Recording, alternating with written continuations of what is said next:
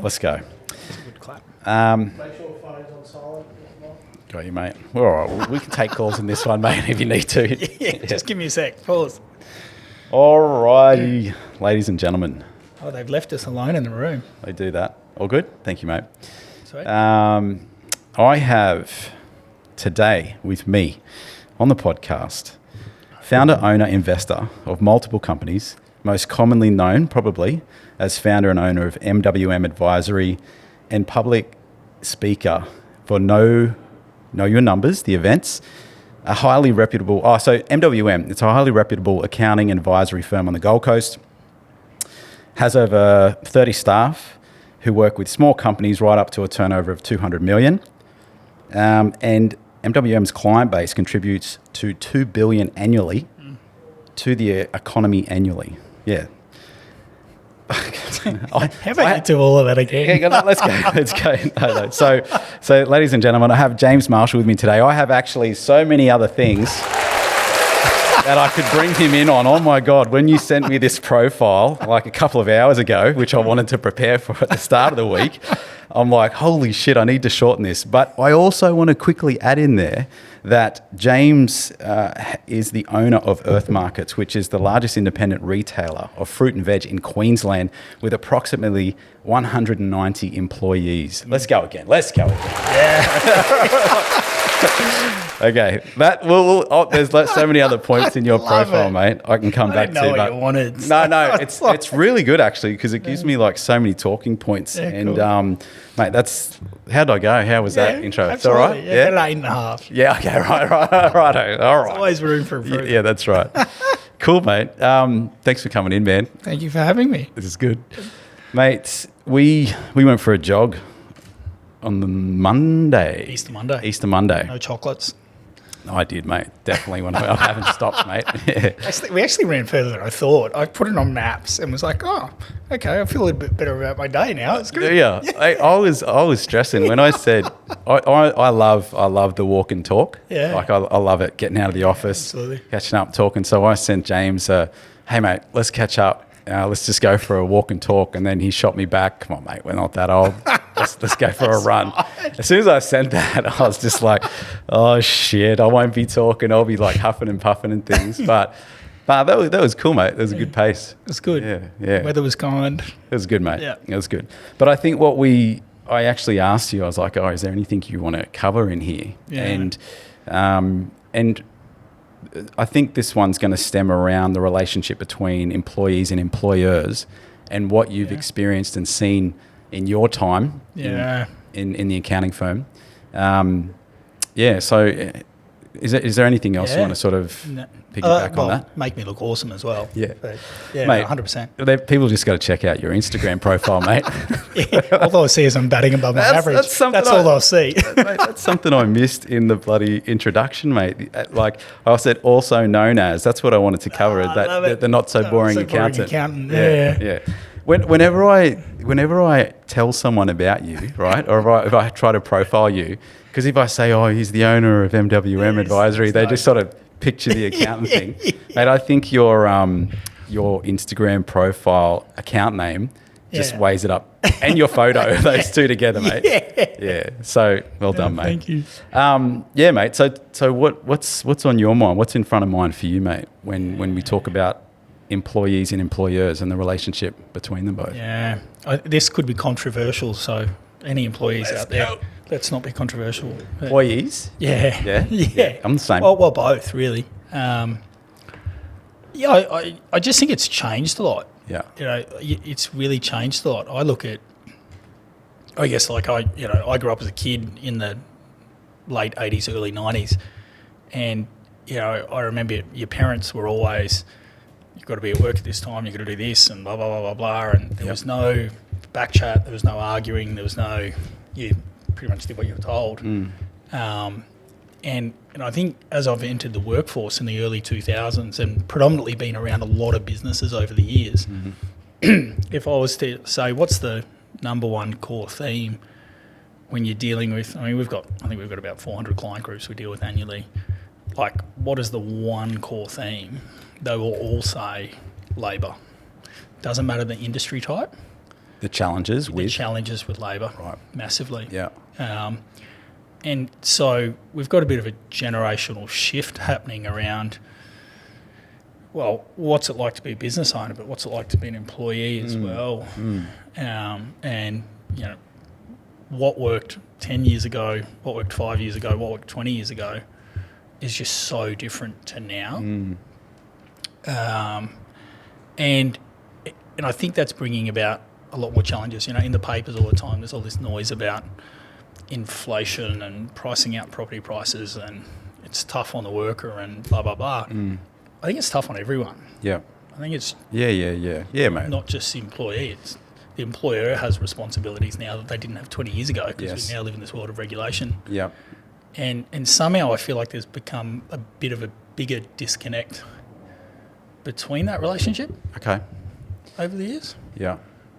Yeah, like Yeah. expectation. Yeah, you know. I agree. Like being a business owner, we've got, I think in this office, I think there's about 12 that work here, but then we've got people sort of in different parts of Australia and whatnot. Yeah. And it is interesting that I think I'm a country boy originally, and I don't know if that has anything to do with Yep, it. probably. Like just like my expectations. But I do remember too being employed, which was when I was younger, Yeah. and and I feel like I probably still had that mentality of ownership, Yeah. you know, and probably hence why I'm a business owner now. Yeah. But I couldn't comment though from being an employee now. No. No. You kind of forget. I in could some speak ways. about it, but I couldn't put myself in their shoes. Which is only one half of the lens. That's right. It's right? I can't So- speak on behalf of them, but okay. You know, so someone said to me, not recently now. It's probably, I reckon it's more than 12 months ago. Have a look at this Simon Sinek reel, right? And I found it, and I don't mind the guy. I think some of the stuff is a little bit Fluffy. yeah, Yeah. but some of it's like, oh yeah, well that makes sense. And his theory is that the generations that are coming through now grew up around the internet, emails, smartphones, etc. Right? And so, if you're 20 now, or 25 now, you never knew a world where there wasn't the internet. Yeah. You didn't really ever know a world where there wasn't a mobile phone. And his theory has become that we've lost the art of connection.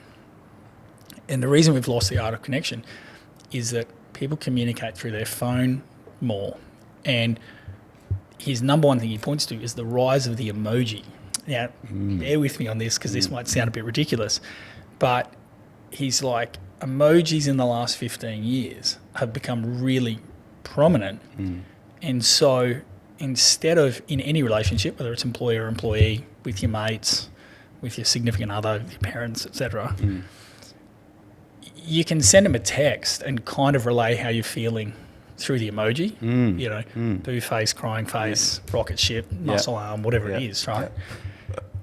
And what that does is it prevents you from having to have the human connection of actually relaying the message.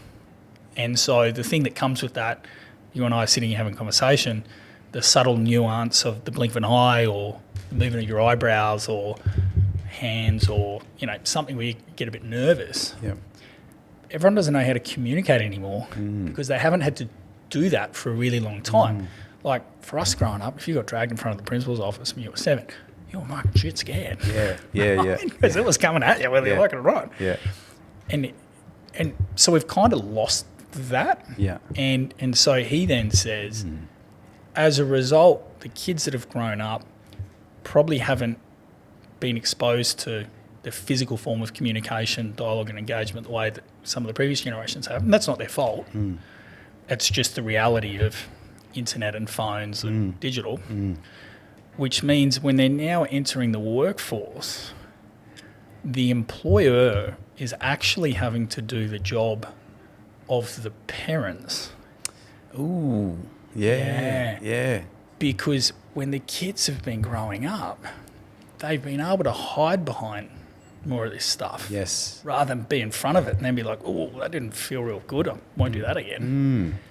And so they're now in this kind of role of, well, little Timmy that normally finishes 9th in cross country still gets a certificate, or finishes 100th still gets a certificate, because everyone gets a certificate these days. We're not as resilient because everyone gets a prize. And our parents have protected us from this because we're growing up a bit more cotton wool based versus the stuff that we probably did as kids. And so they then enter the workforce, and it's a little bit different because it's like, well, hang on a second, on the other side of whatever that is the client or the product, so all of a sudden it highlights where the gap is. Yeah. And so the employer gets the shits and the employee goes, oh, this is really different. Yeah. And so actually, hang on, if we go back 20 years ago, this probably wouldn't have been as much of a thing. Yeah. Does that make sense? Yeah, it does, mate. Like what I was thinking about as you was talking, I can remember my dad saying, when you greet someone, look them in the eye, shake their hand, and squeeze it. And then he'll always check. Like if we catch up, like he's with his mates and we go and see him, he'll look at his mate and go, "Did he squeeze your hand?" Etiquette, right? Yeah, and that's a small example of like lots of other things that would have rippled out, but just a simple greeting. And what I was thinking about screens today, and everyone that we work with, and we have a pretty big online culture with meetings and whatnot, and there is now a new etiquette for on screens, like that we have to create a standard for. It's like, and even if they're international, it's like, look, I get you probably don't show your face in other meetings, but if you're working with us, it's important that this is the etiquette on screen for you. This is how you greet, and so it is. I've noticed, like, with what you're saying, and I don't know if it is just a generational thing. Like our grandfathers probably would have said that about us too, like little fuckers getting soft, and you know what I mean. Absolutely. But that's an interesting way to put it. That employers are becoming more the parents and teaching those fundamentals. That makes sense to me. And then I think it can have if the employer is not with a good employer and it doesn't start out in a good way, it can have a negative bias towards it too, because then the employee enters the world, and instead of having a good first experience with employment, the first experience isn't great. Yeah. And then we start to get this lens on, it's the employer, it's not me. Yeah. And it's like, two things. Probably there's some stuff growing up that maybe you don't currently have that they were maybe trying to show you, but maybe they were really shit at it. Yeah. And so instead of empowering them and going, hey, they picked a great employer, that employer's helped them with some life skills, they want more out of life, it goes the opposite direction. Yeah. And it just gets worse because they go from employer to employer to employer. Like you have a look at, and this is something we're really proud of at MWM. Like our average working tenure is 6.8 years. Wow. The industry standard is 1.5 years. Wow. Yeah. Okay. All right. And so that's not just an MWM thing. You're like, if you go back over CV, is that just accounting, or is that? No, that's just accounting. Okay. Yeah, not Earth Markets. Yeah.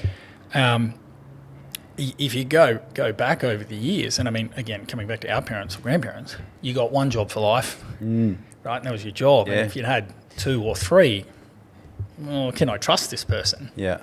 Now it's normal for someone to have 5 jobs in 5 years. Yeah. Yeah. Yeah. You know? It is. Yeah. And then I see so much too, like everyone's obviously got so much more stimulus today, like through media, like social media and whatnot. And I see so much like the push for, start your own business and do this or try this. And the exposure to options now, the accessibility and information and start a side hustle or whatever it is. I mean, that's all good, I guess. It is interesting. I wanted to ask you though, a question like, what do you think that employers need to do now to, like you said before, like if they had a bad experience coming in, like what do you think? And this probably also I could tie in MWM as well. Like, what do you think is the important key factor that has kept people Yeah. MWM for longer than, what was it, 1.9? Yeah, 1.5 years. Yeah.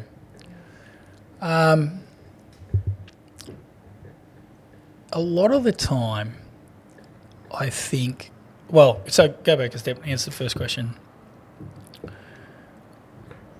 I think the employer needs to be a good human, Yeah. right? Yeah. And so, again, if you go back 20, 30, 40 years ago, and I'm sure there were lots of good employers at that point in time, but the market and the dynamicness of owning a business wasn't quite as dynamic as it is now because everything just moves so much quicker. You know, we've got a shed client, and so they're a third generation shed manufacturing family. Right. And the grandfather talks about the fact that back in the 70s, if he got a quote, it turned up in the mail, and then you had like 4 weeks to send the quote back. Yeah. Right? And so he's like, my salespeople didn't have to be that good at sales. No. Then the fax machine came in. And so now you got the fax machine. Yeah. Oh, you've probably got about a week, maybe 2 weeks. So it's gone from a month to 2 weeks. Yeah. Then emails came in, and it went from, oh, you've got a week to reply to you've got 3 days to reply. Yeah. And then really good businesses like you come along and go, well, we can generate even more leads and we can make businesses really busy really quickly. And we'll generate all this online interest. And if they don't reply now within 24 hours, they know they've lost the lead. I tell people half an hour. Right? Yeah. Yeah, 100%. And so the dynamicness of the style of business owner you need to be now is really different. Like if you had a honey hole back in the day, even if you weren't that good a business owner, you'd probably still be rewarded as a business owner. Whereas now, the market smacks you around pretty quick because if you're not on your game every day, there's someone else there to take your spot. Expectation. Right. The market expectation now. Right. Yeah. And not only that, they'll let everyone know online and they'll fucking let everyone else know, and it's really easy to do all the negative stuff. Yeah. And so the employer genuinely has to be a good human. Yeah. And they not only have they got to be a good human, I think that in a lot of respects that's probably more important than being a great technician, because great technicians don't make great leaders and great leaders don't make great technicians. Yeah. And they've got to want more out of life themselves, because what we're doing today, if you continue to do what you're doing today, in 10 years' time, your business probably won't be around because of the dynamic nature of having to change. Sort of force you to change. And not every business owner wants to be confronted with that reality, because that means I've got to do the push-ups. Yep. You know, it's like, I don't know, I like where my business is at. I can have holidays and I can do nice shit and, you know, worry about things that aren't business related because it creates freedom. Yeah, look, I get that. And if the theory of owning a business is I want to create freedom and opportunity for my family, I completely understand that. But, you know, I look at MWM as an example and I go, we don't have 30 team members. We've actually got 140. Right. That's because for every husband, there's a wife at home. Or for every wife, there's a husband at home. And for every dad, there's a kid. For every dad, there's 2 kids. And so the knock-on consequence of the employer not providing an environment for the employee, which then technically forms part of another home unit, there's actually a lot more responsibility to that. Yeah, that's a good way to look at it. They're not coming in just to do their job. It's like there's a direct correlation into what happens in their own family, right? And I think, unfortunately, there's a chunk of employers out there that don't look at it like that. Right. Yeah, well, till now, mate, that's new to me. Like it's just a good way to put it. Like I see it. I see it. Like I like that I'm looking at it like that, but I haven't really thought about it like that before. And so where I'm going with that is that one of my mentors showed me that a couple of years ago, and it was the primary reason he did is because he was like, James, you fucking lack empathy. You need more empathy. And I'm like, that's bullshit. He's like, you need more fucking empathy. And I'm like, why? And I went, oh. And so if the employer can be a bit more like that, rather than this business is solely here to allow me to take, I think that creates an environment for the employee to feel safer about their role and what they're doing in the office. Because the vast majority of the time, if there's something happening with the employee or performance isn't there, unless they're genuinely a bad person, which let's just work on the basis that no one intentionally goes to work to be a shit person. Yeah. There's something behind all of it that creates a not good employee. Right? It's not necessarily the work. It's like, actually, well, hang on, maybe there's some cultural things. Maybe there's some shit at home. And I don't know if that gets understood enough because the employer's like, you're not doing exactly what you need to do. We're a high-performing culture. See you later. Yeah.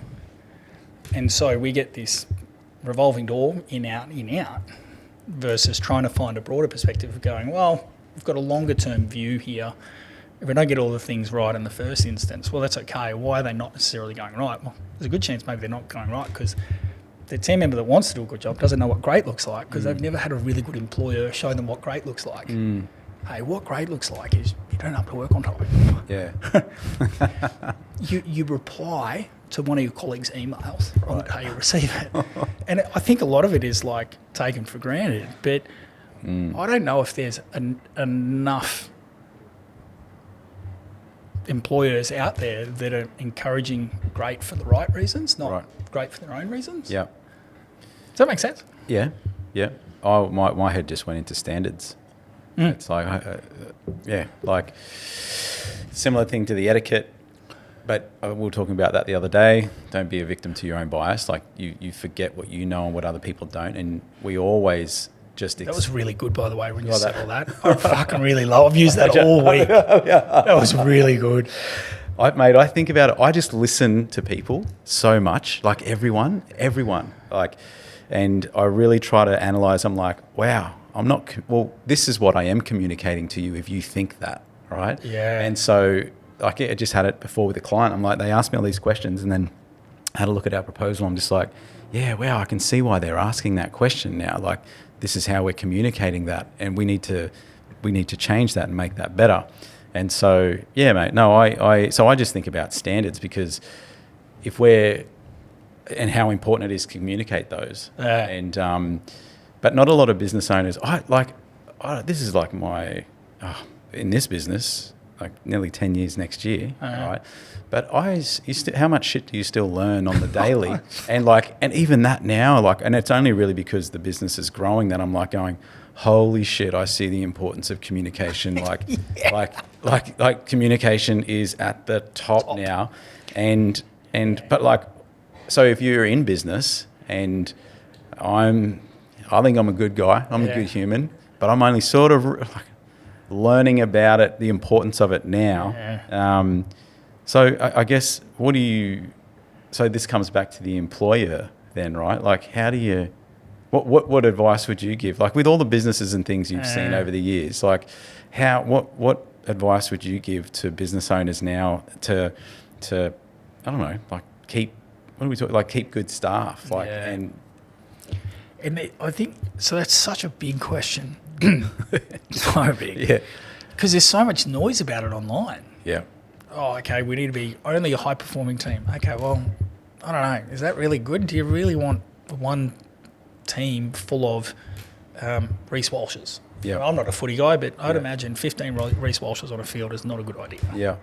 You've got a couple of guys that are fast, a couple of guys that are strong. Yeah. And so you've got to kind of create this well-rounded environment. Yep. That's fucking hard to do.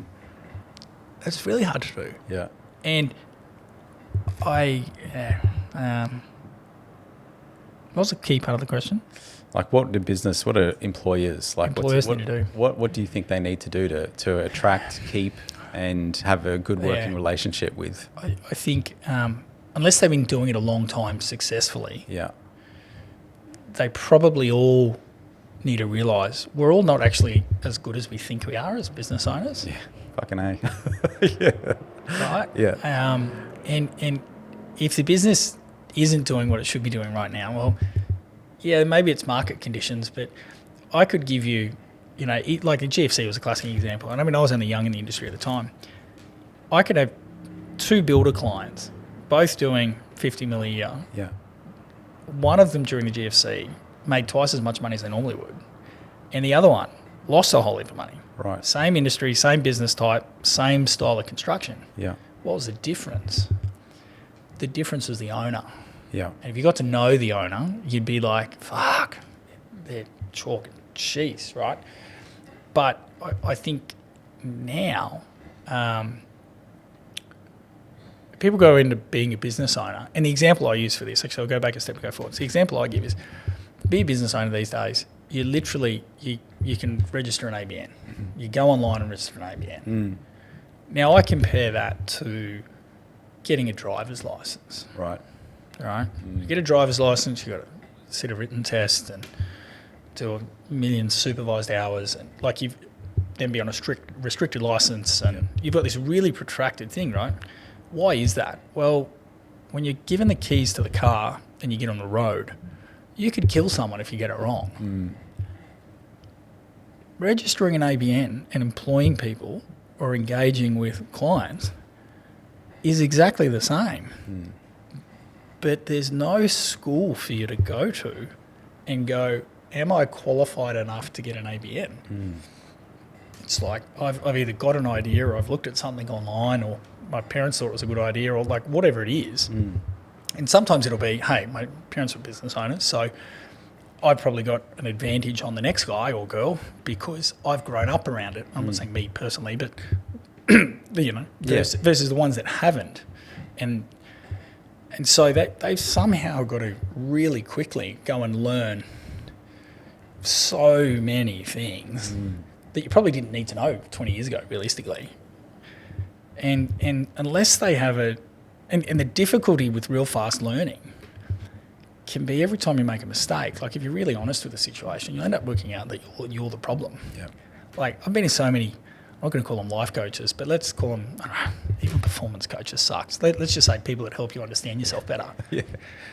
And I've paid hundreds of thousands of dollars for that stuff over the years. Yeah. And every single time, by the time you get to the end of it, or even the start of it, you're like, okay, well, the problem's not the business, it's not the employees, it's not the clients, it's not the product, it's me. Yeah. And that's super confronting. Yeah. Because you're no longer getting a pat on the back. Yeah. Yeah.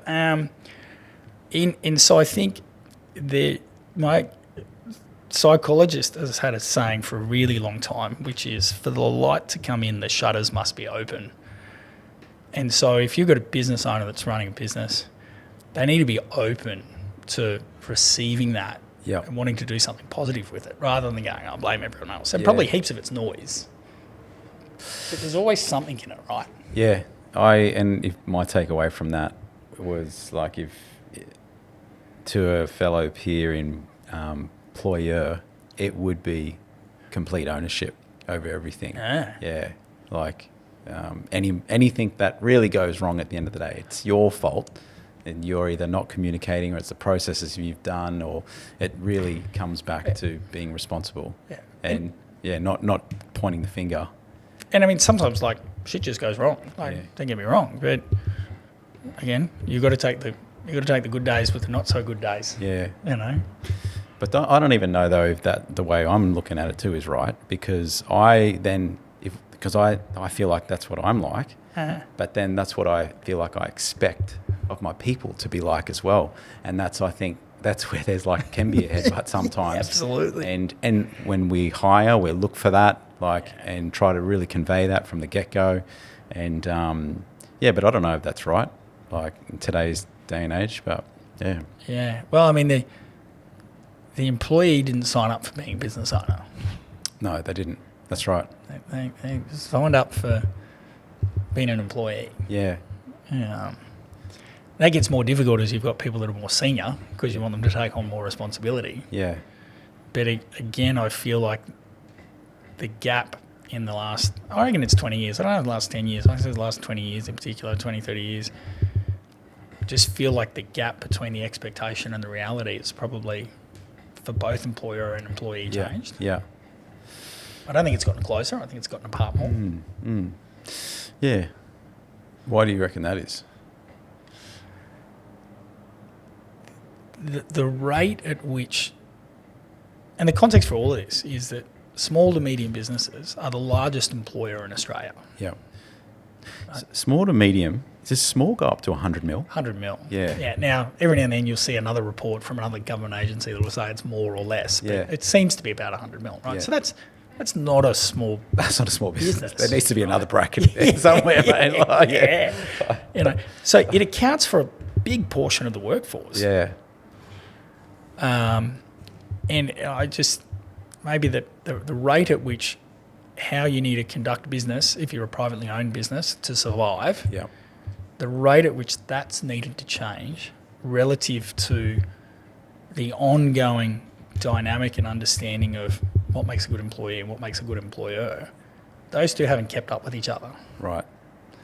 Does that make sense? Yeah, it does. You know? It does. Yeah. So that gap's gotten a bit bigger. Yeah. I think a lot bigger. Yeah. I also think about, like, I often, like, my business partner Luke and I will like, do they think this shit's easy? Do you know what I mean? Like, they just think being a business owner is so easy and everything's just, rainbows and unicorns and that's another thing too, right? But Yeah. Cool.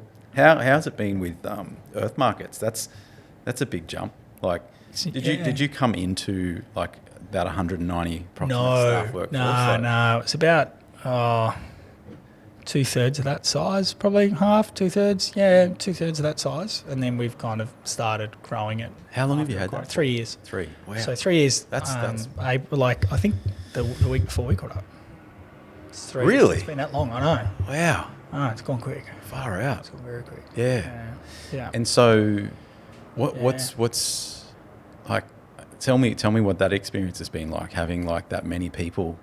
Going from the 30 MWM. Has it been much different? Has it been massively different? Yeah. Yes and no. I don't really answer that question well, do I? I think it's interesting because it's a different workforce, and so sometimes I've had clients over the years and in previous businesses go, hey, I'd really like to have a really smart labour force. Like, I really like working with highly intelligent people. Yeah. The trade-off with having lots of intelligent people in an organisation is that everyone thinks they're right. Yeah. Right. And so Okay. even when you've got standards and processes and all the rest, because you've got these smart people who want to demonstrate how smart they are, you can actually get away from the process. Right. Right? Yeah. And so the flip side of that argument is, I want a whole heap of people that are going to come in and do exactly what's told of them and blah, blah, blah, blah, blah. Right. Yeah. So let's call it like the professional services versus maybe the labour or construction industry. Right? Yep. And that, I'm not having a crack at the labour or construction industry or professional services. They're just different style of person. Yeah. The trade-off from that side is, okay, you might not get people changing the process, but you also get people that are following in a linear path what they're told to do. Yeah. And the world isn't linear. and so where they need to be dynamic and change, because they're like, no, that's not my job. I'm just here to do X, Y, Z. The business has like challenges, but in a different way. Instead of everyone trying to change what they need to do, no one is changing what they need to do. And that in itself creates problems in the business. Yeah. right? Yeah. And so MWM, you've got professional services people who are, going through on that side. Then you've got retail. And so retail's kind of split into two categories. You've either got the people that are, let's call it in management or leadership, running the shop. So in each shop, we kind of generally have about 30 to 35 team members on the roster. And you need a good core 3 or 4 people who their primary role is to make sure that A to Z happens every day. But then you have to build out a whole heap of casual employees around that. And so that's people that work on the register and fill the shelves and tidy things up and tray stuff. So you've got casual employees. And so those casual employees, no leave entitlements, but they get paid a little bit more. Yep. And they'll normally kind of be either, hey, I'm still at school, or a mum looking for school hours, or dad looking for school hours, Yep. or I'm semi-retired and I'm bored and I don't want to stay at home. But with the casuals, you get two really clear, distinct categories. One, which is I'm never going to get sick because I don't have any leave. So I have to go to work. Yeah. It's like the business owner that never gets sick. It's not that they don't get sick. It's just that you don't have sick leave accruing like an employee would. Yeah. So you actually get in a lower skilled environment, you actually get people that are way more committed to the cause. Wow. Yeah. Like, it's crazy. Yeah. Like, so committed to the cause. And because it's retail, generally speaking, in retail, the only way retail businesses work is you need to pay the award. Right. So you're not talking about professional services people that are paid 50% over what the award is. Yeah. And so they've got a buffer. Yes. You're dealing with people that are like really got to work for their money. Yeah. And they're heaps more appreciative, hey? Yeah, right. I was going to say, what's the turnover, like staff turnover like in the casual sort of? Yeah, in the casual thing, life changes. Yeah. So little Timmy's finished high school. Yeah. He's gone to uni, but he's gone to Brisbane. Yeah. Well, Yeah. Yeah. you know, or someone's at uni, they finish uni, now they've got a full-time job.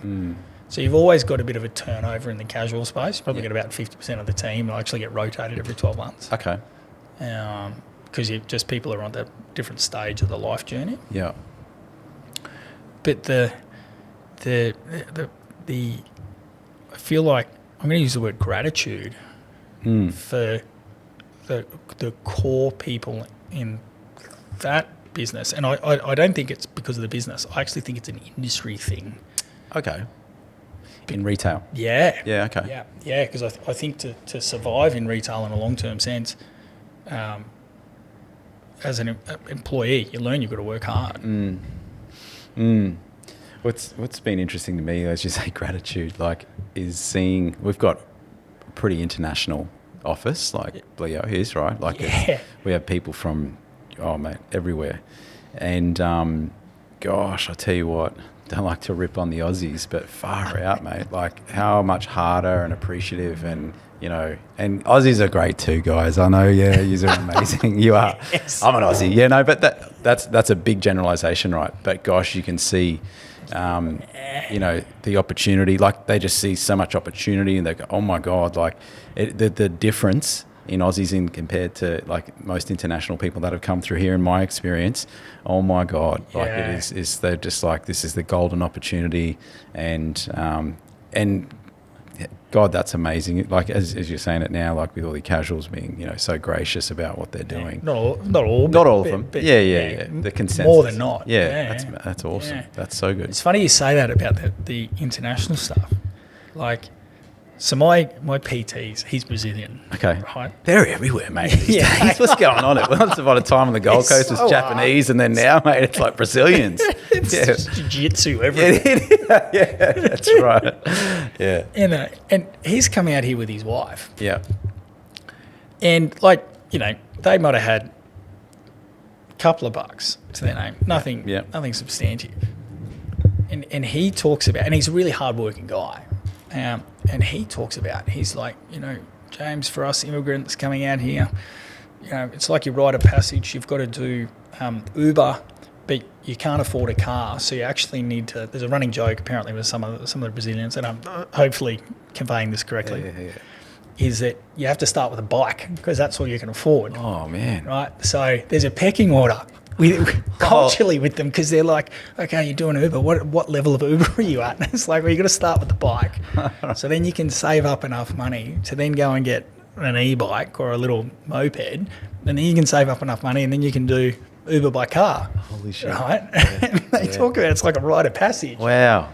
But they love it, and there's just so thankful because where they've come from is, maybe the somewhat or privileged, realistically, the Australian privileged life that we all know. And there's still hard stuff in Australia, but there's probably not as much hard shit as there is overseas. Yeah, no, I definitely don't think so. It's that's what you see. That's what I definitely see in anyone that comes in through this office. It's it's insane. But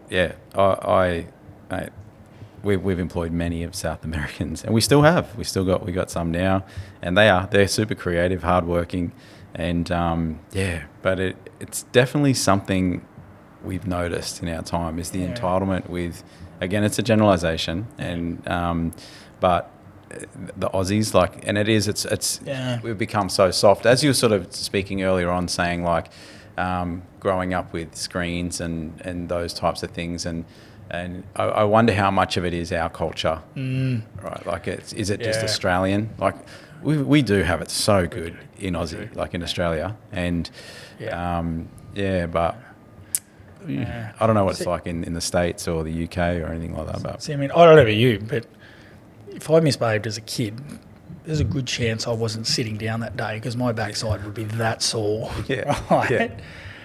And that stuff, I'm not saying that stuff should happen these days, but just smack your employees, mate. Well, you didn't do it anymore, right? Yeah. And so we actually caught up this week.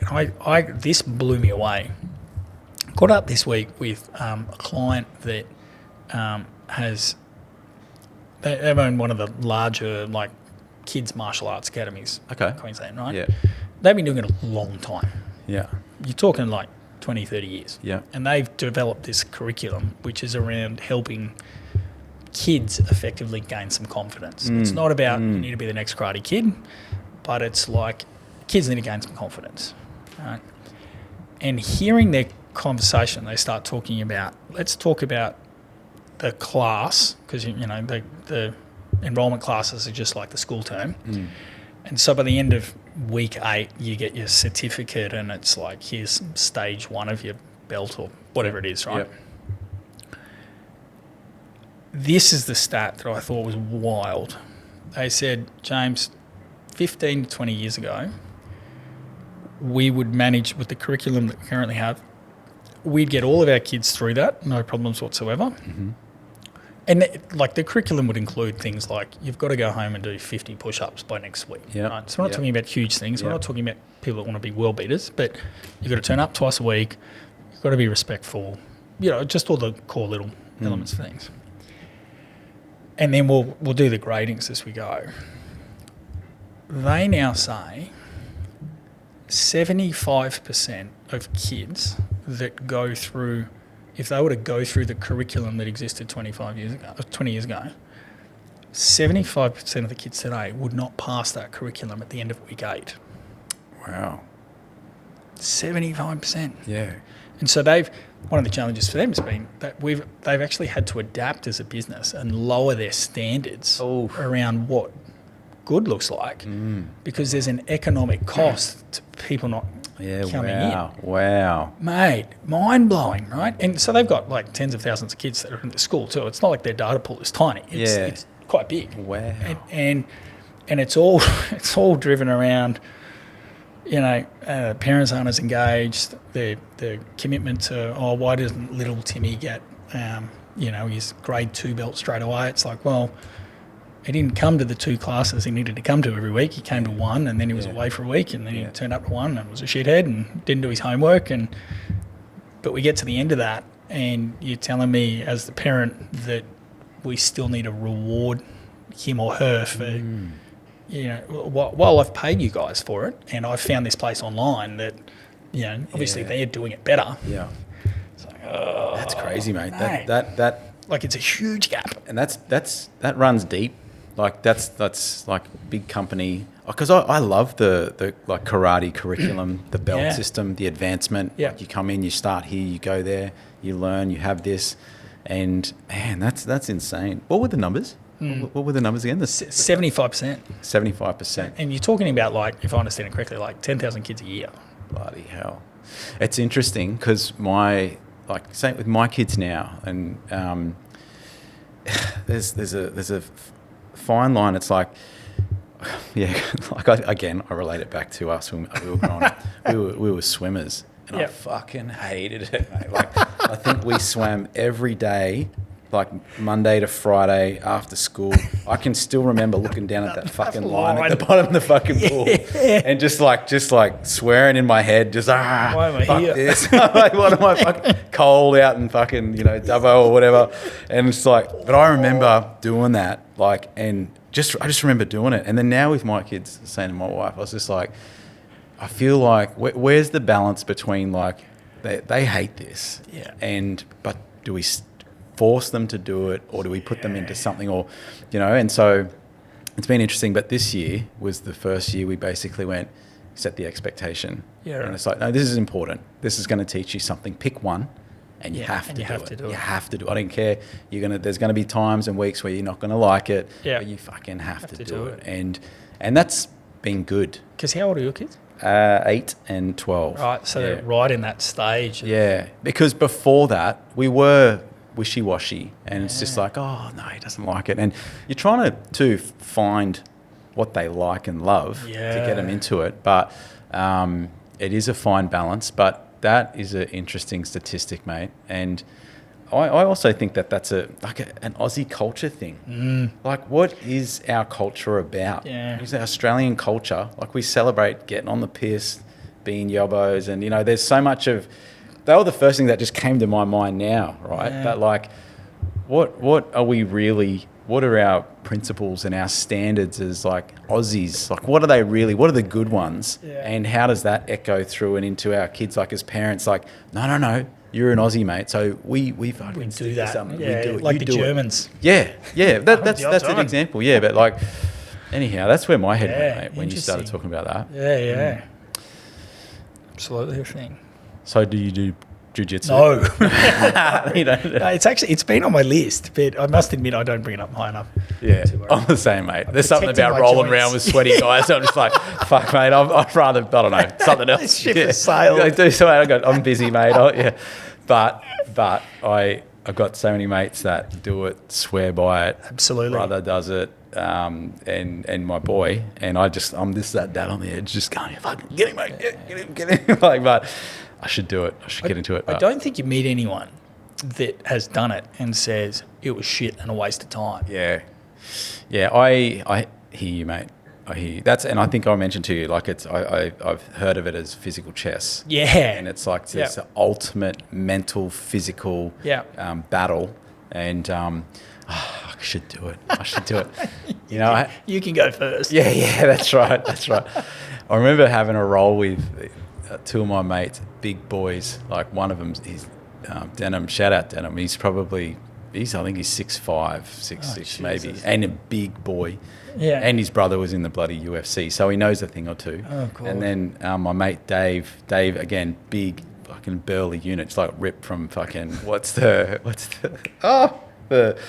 show, the Cowboys. Anyhow. Oh, Rip as in Yellowstone. Yes. Oh, yeah. So imagine It's like Rip from just Yellowstone, right? chest. They got Denham and Dave, fucking big dudes. Like, let's go, Blake, me, all fucking 5'3" or whatever. I'm in there, and I have no idea, but mate, that is the sorest, and that's probably the most strenuous workout I've ever done in my life. I could feel the muscles in my head. I was going to say weird muscles too. Mate, I just remember my neck, everything in my neck and my jaw, and everything was like, obviously had no technique, but I just went, holy shit, I've never done anything that like physically that. brutal Yeah. in my life, and I haven't been back. So I got to get back. I'm trying to get back in there, but maybe if I rolled with a couple of dudes my size, anyhow, it would have been better. But anyhow, we digress. But when you brought this topic up, it took me into like where my head went. And one of my, I think, favourite topics, and I almost think it is becoming my mission, is leadership. Yeah, okay. I love the topic leadership. Yeah. And so when you brought this up, like, that's sort of where my head went. Yep. It's like, where it's, employees, employer. It just took my head straight to leadership. Yeah. Talk to me, like, what, you touched on it before, but tell me, like, how important do you think leadership is, like, in the position and the companies you've seen, the position you are now in your companies? Talk to me about leadership. You got to talk to me about leadership too. What's that? You got to talk to me I about want to it hear too. from you, mate. I want to hear from you. The first thing that comes to mind when you say that is, and this is not a warm and fuzzy thing, it's the opposite, is the fish rots from the head. And so the pace of the leader determines the pace of the pack. And if in a long-term sustainable sense, and I use the word sustainable because everyone can be great on great days. Yep. It's not the great days that are the ones that really Define matter. you, Right? yeah. It's the hard days that really define it over a long period of time. Yeah. That getting, it's just everything. It literally, the fish rots from the head down. Like, if it doesn't start right with that, it's impossible. Yep. Well, I mean, it's not impossible, but the odds are just so much harder because at some point the gap will be exposed. Yeah. You know, and that might not be immediately because maybe you've come up with an idea that's a great idea that no one's come up with. Yeah. You know, well, then the business will grow and then you'll need people, and at that point no one will want to work with you because you're a dickhead. It's just so critical. Yeah. Oh, I look at it like, and it's interesting too because this is, you could say AI is starting to sort of change this, but like, once upon a time, like you can't do everything on your own, right? And so then definitely you need a team to help, execute and do what you need to do, service the market and provide products and services. And it's interesting now, like with all the way that technology's moving, because it is like it's building this, it's this resource which you can rely on, which is interesting in itself. So I know, gosh, you're starting to see that too. That like right now, like you're starting to see the effect of putting people off in a space now. Yeah. Okay. Like you're starting to see. Yeah. Have you seen much of like? Not directly, but you do hear it. Yeah. It's gosh, but even like the discoveries and things we're having. I know I'll come back to the leadership thing, but it is interesting now with AI and the dynamic that's building into it, and the notion of people thinking like, oh fuck yeah, I'm not going to hire anyone. I'm just going to train a bot or I'm going to get this person to do this now. Yeah. Which is it is adding another level of this new dynamic that we're seeing, where, oh gosh, I'm going on a bit of a tangent here, but I've never thought of it the way that you're saying it. Really? It fucking makes sense. Yeah, mate. We're going to get further away from solving this problem. No. It's interesting because I still see communication at the forefront, like there is no tomorrow, because now, I think once upon a time we used to need people to retain knowledge to carry out a process, whereas now you still do need that, not as much though. Now it's like you need them to be creative, to be solving problems through prompting. Yeah. And the accessibility they have to be able to carry out tasks now, it's on another level, but you need to know that person, the conductor that's driving that, you have communicated just so clear so they can't fuck that up. And so like I still do see like leadership, it's so important, like just clarity, clear direction, everything. It's it's insane to watch that come in, and you're starting to see it. Like I follow a lot of like people on YouTube and things that are talking about it, and like the layoffs in the white collar space, like that was never seen to be that was going to be affected. It was always like, as technology happens, the blue collar market's going to disappear. Yeah. But it's gone after that white collar developers, right? Software developers now. I know a couple of companies that are just like, never hire another one again. Yeah, wow. It's like, holy shit, like that. A year or two ago, that was like hey, get your kid to be a software developer. That's where everything's going. Wasn't it just? So, anyhow. But no, it's... proactive, so what's the saying we have in the office all the time? Proactive over-communication. Yes, that's right. I do remember you saying that at your seminars. We rabbit on about it all the time. Proactive communication. Tell me about that. Proactive over-communication. Proactive over-communication. Yeah. Right? So it's not... okay, I'm a good communicator. It's like,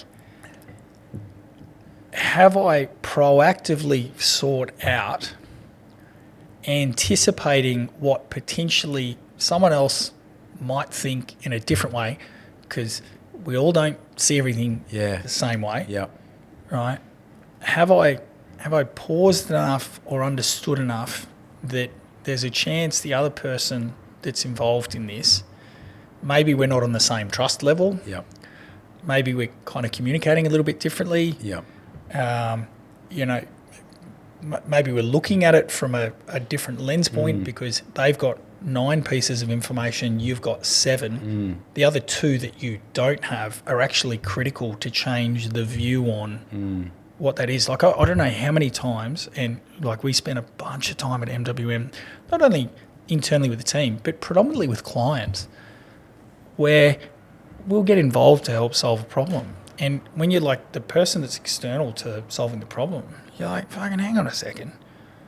You're talking one language, you're talking another. You're both you've both got the same common goal. And okay, when you've said these 5 things, this is what you think that they've heard. Yeah. But that's not what they've heard, right? That's what you've said. That's not what they've heard. Yeah.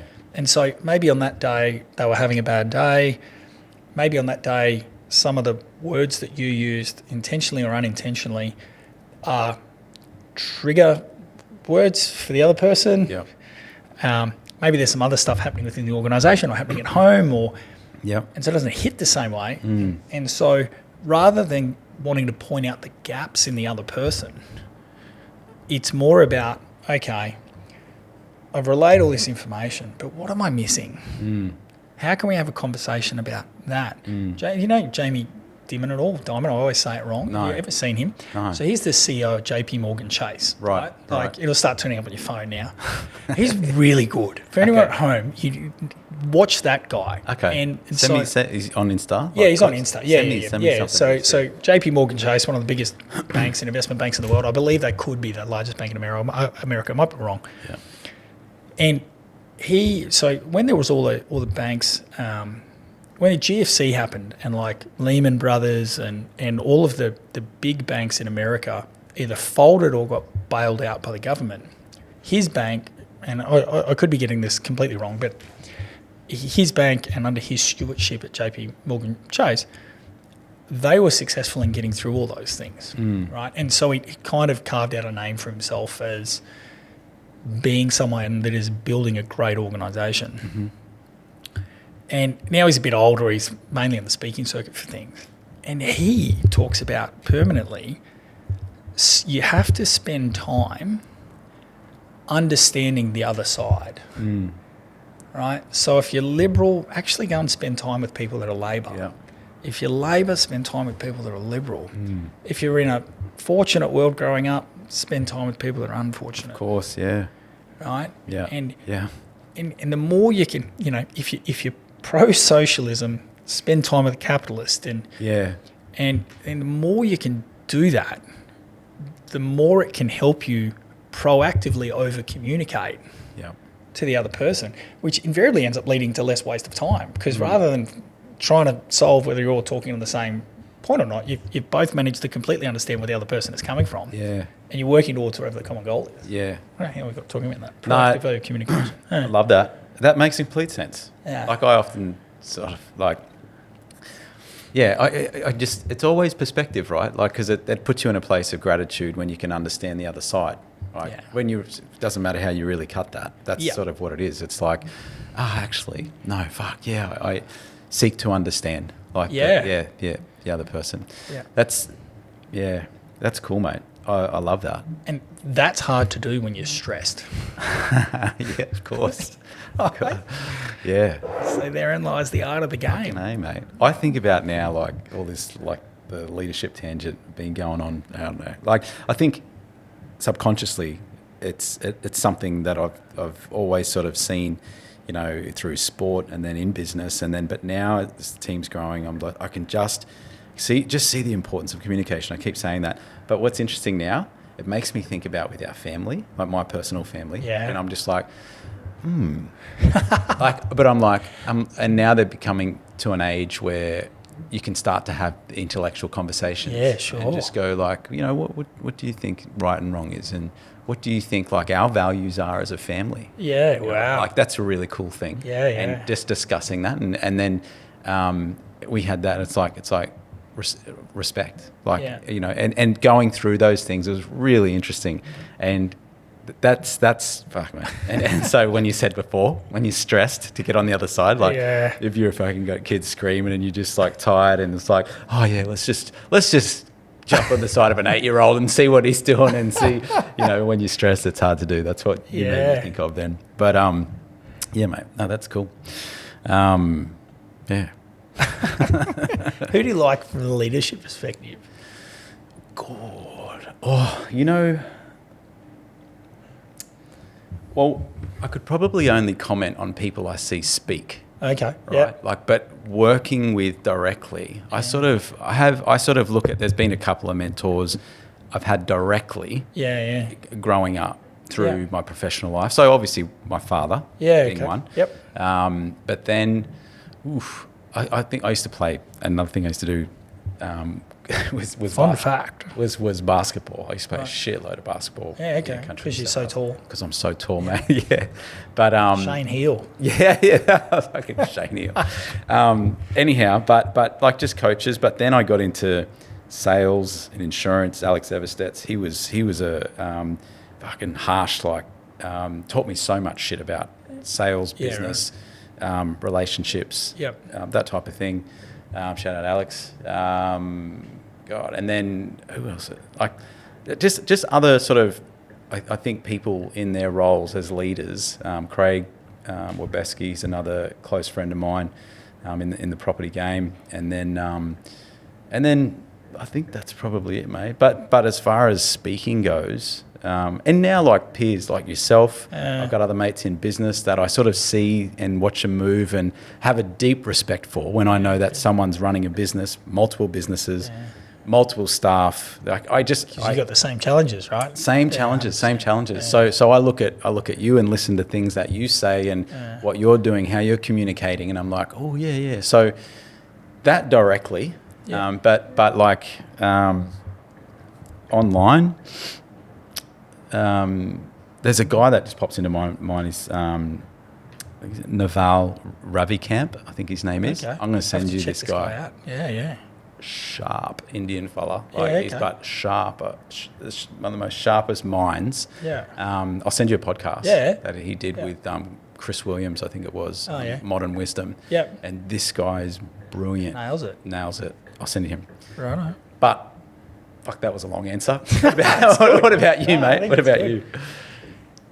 I think I was like, fuck, I've asked you that question. You're going to ask me that question. Now I'm going to start thinking about it. I reckon what I think is interesting when I think about that question is who I would have looked up to for that 10 years ago. Oh yeah, is different to today. Yeah. And who that was 3 years ago is different to today, and who that was 20 years ago. Yeah. And it's kind of been like, you know, like something that so it's interesting you talk about basketball. For me, like I played a fair bit of tennis as a kid, and I was spending 25 hours a week on a tennis court as a 13-year-old, right? Travel nationally and internationally. And so my tennis coach was what defined leadership for me, because he was like my second dad. I spent more time with him than I did with my parents. Right. And he was a hard ass. He also was the guy that successfully trained and developed Sam Stozer into who she was before Sam went on the tour, right? So, Sam, your second serve wouldn't be anything without Nick and I. Remember that. We always say that. She's just going to be rolling her eyes. I can hear her now, for fuck's sake. And, you know, that kind of got me to the next stage of life. Yeah. But then you had a couple of other people, and so you then take the information that you've then had at that point, a couple of other views have been added in, and so you drop off some of the other views, and then you add a couple of extra views in, and then you go to the next stage of life, and then you drop some of those views off, and you add some of those ones in again. Yeah. Like is what I really feel like. You fucking bang on, mate. And, you know, and one I did miss was my wife's father, Koo. Yeah, oh, you can't forget him. No, but honestly, mate, profound respect for this guy. his parents were slaves. So he's Vietnamese. Crazy. And so Vietnam War, they were taken to, I'm paraphrasing this, but they were, there was French colonised Vanuatu, back in the day. Yeah. I'd have to check my dates. And so I think he was one of 15 kids, something like that. A lot of kids, youngest. And just, mate, he's built a freaking empire. Yeah, and wow. probably 140 odd staff over there, multiple businesses like in civil development, like raw supply, but just so much going on. And one of the most wise, but when I say masculine, real masculinity, like it's still quite primitive over there. And fuck, mate, I love watching him roll, watching him operate, and the way he thinks. He's got quite an Eastern way of like philosophy, being Vietnamese, cool. But just the decision making, loves to fucking gamble and those things, and as they do. But God, I've learned a lot off him, and I still do. But it's interesting you saying that to me, because you do, you go through and you, I don't know, you do. You look for it changes. No, that's you're dead right, mate. I think so too. But what about online? So Jamie Timmins, one of them. But, he kind of re-inspires me and gives me a bit of a rev up, really. Wow. It's probably a really long list, but, I think Jordan Peterson, right? He rose to notoriety for so many different reasons. And I think he does I feel like anyway, he does a really good job for me at like the brutal honesty about life. Yeah. And it's okay. Yeah. Like you don't. It's true. You don't need to sugarcoat things. Yeah. And I mean, we live in a world where we've got to deliver things in the right way and do that. And it's just like, poof. Yeah, you're right. Like, I wasn't ready for that, but okay, Don't aim too high. And I think you talk about masculinity. I am Scott Galloway, Professor Scott Galloway. I don't know if you've seen him at all or not. He's an interesting dude. He I think he was like a finance professor or a derivatives professor or whatever, and then finished that, made a whole heap of money, and is committed to saying, look, you don't need any more than, and I'm going to get this number wrong, but it's either 50 million or 150 million. Once you've got that much, you don't need any more than that. Yeah. Okay. And so he's committed to, that's my number, and it stays at my number. So if I have earnings for the year above what I can spend, I donate it. Okay. But he's really down the rabbit hole on not just economics, but the social aspect of economics. Right. So this is where the human race is going, right? These are the patterns. Who's that guy? Bernard Salt, I think the Australian people demographer or whatever, who always talks about trends. Mm-hmm. Yeah, I really like that kind of stuff now, because it helps give you a bit more perspective on going, oh, okay, I never really thought of it like that. I'm in my own world, because your phone also, it'll give you the confirmation bias of what you're looking for, right? If you decide all of a sudden that you need to look like a rip-off Yellowstone, well, all you'll see is American blokes with tight shirts and tattoos going, this is how you need to be a man. Yeah. It's true. It's true. Yeah. I do see some of the stuff that you share too, though, mate. It's gold. It's like like Ray Dalio. He's, there's so many. Like I did a stack of Tony Robbins stuff when I was exposed to that when I was really young. Okay, wow. My folks, I think my first one I did, I was like 11 or something. Yeah, shit. Yeah. So you've gone away and done like the weekend or the week or whatever it is. Yeah. And they're like really long days, aren't they? 6 days. Six days, like fucking 14-hour 14-hour days or something. Ridiculous. And you're sitting on a chair tinier than this with 1,000 people in a room, and you can't get up to piss, and sit there and tough it out. One of the most influential things, I did that when I was 21. Yeah, right. Yeah, that was like Date with Destiny. That was it Date with Destiny? Yeah. Was that here in Australia? Or? Yeah, on the Gold Coast. Yeah, crazy. Yeah, fucking one of the most amazing things. And my probably biggest takeaway is like relationship. Like, so was all around relationships, masculine, femininity, and I love that stuff. But and like polarity, all of that thing, all of that type of work. But I think that helped me, especially in my intimate relationship with my wife. Yeah, right. Yeah, I literally then met her when I was 22. Yep. And we've been together ever since. And One of the few. Yeah, that's awesome. But the things that I took away at such a young age in there, oh man! And so brought that up because Tony Robbins, I'd say like, he's a master.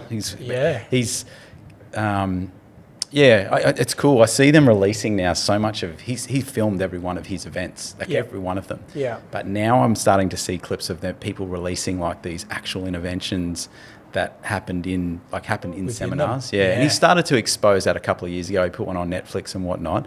But now, like, they literally, I'll have to share this. I don't know, are you into him at all? Yeah, 100%. Yeah, now that you say it, I'm like, fuck, why didn't I say that? Yeah, because I agree. And there's a whole heap of those where he's kind of like standing in the crowd and someone's standing up and he's like asking them questions and then they're crying or not and he's giving them an alternative lens for what it is. And I didn't think of it like that. And you know what?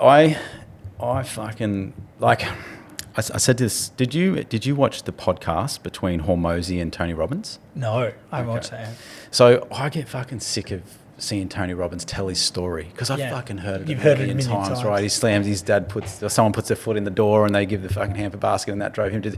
And he's so scripted. Yeah. Right. He's got the all props to. I freaking love him. But like it's a script, right? Yeah. You go to his seminar. I've done maybe like 5 or 6 bloody UPWs. It's verbatim, and he'll cry on cue. He'll laugh. He'll do that, and they change slightly, right? But it's a presentation that he gives, and so I get sick of seeing that shit. But when he does those interventions, right, I think he's the sharpest motherfucker on the planet to like dial in and just fucking reconfigure someone. Yeah. And the Hormozy one, right? I'll send that to you. Yeah. I think it's on Spotify. Yeah. But Hormozy, he just was so vulnerable in it. Right. So is he breaking Hormozy down, or is Hormozy breaking? No. He was breaking Hormozy down, and which I thought because I love Hormozy as well. Sure. I think he is fucking dialed in, that dude. Yeah. But and Hormozy's there, and he's like he sort of started. And he said, look, you know what? There's so many things that I thought I wanted to come in here and ask that people would want to hear. And he said, I'm just going to be here for me. And I'm just going to and it was like this session between the two of them. And it's incredible. It's like, and I think that's where Tony Robbins' genius mode is in that, well, he does it with the seminar as well, but when he breaks through someone's patterns and fucking helps them see it. And then, and with Hormozy's, spoiler alert, but he basically he had this belief of like, fuck happiness, I'm going to be useful, and then like, and Tony Robbins was like, whoa, fuck happiness, and Tony was like, no, fuck suffering, like, and but you could just see. I'll send it to you, man. It's amazing. Cool. Anyone watching, check that one out. It's brilliant. But my point I make on that is around Tony Robbins. Like, I'm so glad they're starting to release those interventions because that's where I think his genius mode sits. And so another, and fuck, what's he I don't know, however many companies he's got now. He's got like 100 companies, billions of dollars turnover. And so got to be a good leader. Yeah. And mate. So it's interesting. So, because there's one, now that you say that, you're talking about this topic, there's one of his clips recently, and he was talking about what he learned running UPW in America in the 90s. And apparently in the, like to go to the event, you've got to answer all of these questions, right? Yeah. And it, like the questions are, what do you want out of life? And, what's the most painful experience you've had? Blah, blah, blah. Like they're all the big, heavy questions. Yeah. And one of them is like, tell us the most, painful experience in your life. Yes. And he talks about how he got two such big opposing views and a lot of data on it. And it was around Vietnam vets. Oh, right. Right? And so one Vietnam vet would say the most harrowing experience of my life, was being a prisoner of war. And what that taught me is people are fucked. The world is fucked. all of these things about suffering. It's basically what it taught me, and that you've got to watch out for yourself because no one else is going to look out for you. Right. And so you've got to make sure of that. Otherwise, you'll end up prisoner of war. Yeah. Other not candidates, but people going, same environment, same situation, would instead write, life is precious. It can be taken away from you so quickly. Yeah. Savor every moment. There's beauty in pain. Yeah. And there's such opposite views, but the two people experiencing the same one thing. Yeah. Right? And so I think in leadership, sometimes it can be like, we've got to do. It's like, hang on, let's go back 7 steps. Yeah. Where do we actually come offline here? Yeah. Like what was that? And it's never about the task. Yeah. It's about something else. Yeah. Fucking miles before. Yeah. Because the lens was different. Yeah. Mate, that's so good. I fucking say, Nelly, I try to remind everyone of that in our meetings where I'm just like, hang on a minute. Actually, the start of every one of our meetings, we have quick good news. Okay. And so it brings our focus to, because everyone's fucking busy and stressed and there's chaos, right? Yeah. And day to day we're cracking the whip. Yeah, let's go, strategy, drive, let's get a conquer performance. But then it just makes you sort of stop and just go, no, like, you can't come into this meeting without good news. Look for it. Yeah, like, right. And Good news, acknowledge it, and everyone, but it's short and sharp. Yeah. And I also I have to sort of stop all of us all the time. And my biggest sort of trophy, there's a couple now, but one of them is like the clients we've worked with, right? Yeah. And Yeah. everything, because that to me goes, holy fuck, no, we are doing something right. Yeah. Like we are. Look, I know this that's burning down over there, and this is fucking happening, this and there, but like. We are doing good shit too, right? Yeah, you know what I mean? yeah, like smell the flowers, right? Yeah. So it's interesting you say that. You and I are so similar in so many ways. we have this thing called My Big Win. Oh yeah. Right? So we have a mailbox which is called mybigwin@mwmadvisory.com.au. Right. I have one at Earth Markets too. And so if something good happens in the day, that's it's great. normally on email. That's right? great. You forward it into this depository. Yeah. Right. And so at the end of a week or at the end of a month, when you get the team together, we go, righto, before anything, we're just going to rattle through My Big Win. Right. Shout out to Gemma for doing this at the ATO. Shout out to little Tommy about the eggs. Yeah. And all of a sudden you get public praise for some stuff in this depository. Right. And it becomes self-perpetuating because people end up wanting to put more shit in there because it's like, I want to talk about this, That's cool. I like that. I like that. It just sits there in the background. Otherwise you forget it if you don't write it down. Yeah. That's cool. And then sometimes it's funny because I'll see a good email or we'll do a good outcome with some clients and it won't be me that sent it, it's one of the team and I've been CC'd in and I'll be like, reply all, fuck yeah, great job team, at My Big Win. Right. And the client rings me and goes, oi dickhead, you put someone else in on thread. And I'm like, no, you don't understand. That's My Big Win. That goes into our office. That's cool. And we're actually going to brag about that at the end of the week. And that's great. You're a weirdo. That's cool. But it was a win. Yeah, that's cool, mate. Oh God, that's good. You have to celebrate. You have to remember to celebrate, right? And that's like going back to like an NLP or Tony Robbins thing, what we're talking about before. It's like you have to create like a nervous system connection between like the feeling of like celebrating, like because if it's just like cool, wait, but like then organically the more you celebrate and you actually like physically celebrate, they say that naturally your body will push you more towards that subconsciously. So that's cool, man. I love that. Yeah. Quick good news. Well, it comes from when I was in insurance sales, mate, back when I was a young... Interesting game. Fucking, mate, I do not know how to solve that shit. What's that? What sort of insurance? Fuck, mate. Life insurance or like business insurance? Or? I sold fucking personal sickness insurance, mate. Yeah, right. So what that means, okay, if you were employed, you still got sick leave, but this was just extra, right? And or if you were in business, if you had a sick day, you could claim sick if you had like a doctor's certificate, right? Yeah. I was fucking 22 slanging that shit, mate. I don't know how the hell I sold that shit, but God, I learned a lot in that. In sales. In all sales, but like the structure and regimen of like a corporate sales commission machine. Yeah, right. And like just the structure Yep. was out of this world. And crazy. And so every start of those meetings, and it was so defined. Like there was personal good news, which was like if you had a birthday or a baby or something Sure. like that, right? But then business good news was heavily related to KPIs, and you were so like sharpened as to exactly what to report on, and don't speak any fluff. And this is your name, this is where you're from, this is what you did. You'd report numbers to on when you were in management, on manpower, how long you kept them in for. And it just made you focus and recognize others and celebrate also for them, but also know exactly what your targets were. It was very, very regimented. It felt like the military, right? Sure. But so good. So was it one of your first jobs? Ooh, no, fuck, mate. We had our end of month meeting was like, guess who this is? And my thing I put in there was all of the different places I've worked. You worked. Yeah, but my sort of earlier career, it would have been. Right at the start. Yeah, like I was, maybe I was 22-ish around then. Do you know what I mean? Yeah. So you sort of... So there's the theory about entering the workplace and having a good Structure. experience around what's happened at the start here.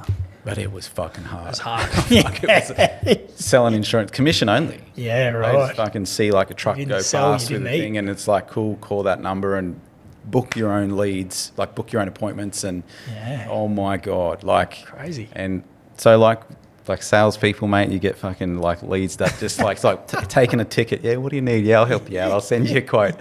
Fuck off. Like that definitely, you woke up on Monday and just seeing too how that's my manager ran us as a team. Yeah. And just the little things, like all the little things, the structure, and the habits, the routine. Like, it was incredible. Yeah. So it was literally like boot camp, like Yeah, the military. crazy. Yeah. For sales, I'll say sales. I won't say business. Yeah. But yours was, you went into the workforce pretty young. Like you're an accountant. I saw that. 19. Yeah, 19. And studying as well. Yeah, studying full-time, working full-time. And I saw in there, mate, 26 with a master's. Yeah. Fucking, what was that like? Well, it was before, so I still had to, so I was living on the Gold Coast. I had to fly to Sydney to sit the exams every semester. There was no online stuff back then. It was like you still had to actually go to the university. So you'd get sent the curriculum and you'd learn, like you'd do all your study from home. You'd learn all the modules at home, and then they'd have like a week intensive at the end of the term or in the semester, and you'd have to fly down there for 4 days, and they'd cram a whole heap of shit in, and then you'd have a couple of exams. Yeah, right. But I mean, I look back now and I'm like, I don't actually even... Why did I do that at the time? Oh, right. I'm so glad I did. Yeah. But my mum's a barrister, right? Yeah. So, so I grew up around, you've got to go and get a formal qualification and blah, blah, blah, blah, blah, blah, blah. Whether you like it or not, you have to go and do it. And that was just kind of drummed into me at the end of, you finish school, you've got to go to uni. And I know the processes are different these days, but that routine of, and I think for me, it carried back to the tennis days. Yeah. Tennis is such a lonely sport. I mean, there's lots of sports out there and everyone says that their sport's the hardest, but tennis is such a lonely sport, right? There's no team. Yeah. And if you don't do the work, well, don't do the fucking work. Yeah. Right? But you'll go to a tournament and you'll end up learning that you won't, and it's a waste of time. Yeah. And not only that, I think there's a Federer clip where he talks about, in my career, I've won 78% of my matches or something like that, right? But then he says, but in those 78% of matches I won, how many in percentage terms, how many points in percentage terms do you think I won in those 78 matches? And the number's like 51.8%. Wow. Yeah, right. Right. So 78% of the time, he's actually only, if you look at the point score, he's only just won. Right. But the world goes, you are so much better than everyone else. Yeah. So, well, actually, no, but I was a little bit better every day over a long period of time. That's cool. And so tennis forces you to be structured. Consistent.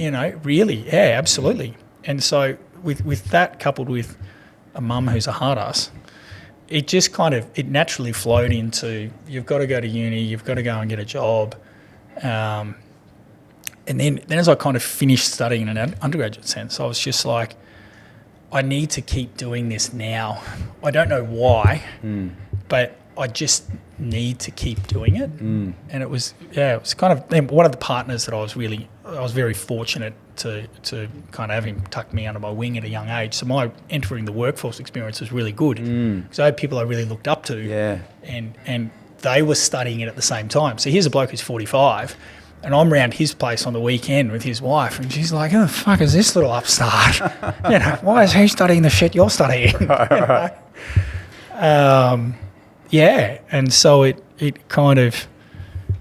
really catapulted me at the time for, I guess, how things were going. Yeah. It's interesting, I look back now and I'm like, all the technical skills I learnt with that, I don't fucking use at all. Oh, yeah, okay. I don't use them at all. I was going to ask you, actually, what are your thoughts on, like, university these days?